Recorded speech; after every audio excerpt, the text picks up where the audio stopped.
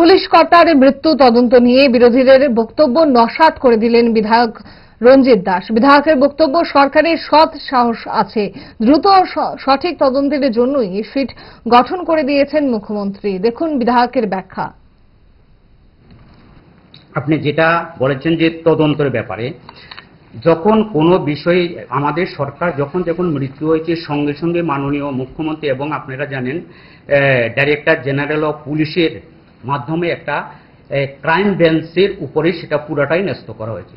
তাদের সেখানে স্বাধীনভাবে সেটা কাজ করার জন্য সেটা রয়েছে এবং মাননীয় মুখ্যমন্ত্রী সেই বিষয়ে সম্পূর্ণভাবে সেগুলোকে সহযোগিতা করছে, যাতে এটার পুঙ্খানুপুঙ্খ তদন্ত যাতে বেরিয়ে আসে। তার জন্য একটা কমিটিও গঠন করেছে, সেটা আপনারা জানেন পরিষ্কারভাবে সেটা করে সরকার এবং আমাদের মাননীয় মুখ্যমন্ত্রী, আমাদের সরকার সেটা সৎ সাহস রাখে যে কোনো দুর্নীতি, অপশাসন এবং যে ধরনের আপনার ন্যাক্কারজনক কোনো ঘটনা, এটা আমাদের সরকার সেটা বরদাস্ত করে। তার জন্যই একটা তদন্ত কমিটি অলরেডি আপনারা দেখবেন এটা তদন্ত রয়েছে, তদন্তে সেটা বেরিয়ে আসবে, সেখানে রয়েছে।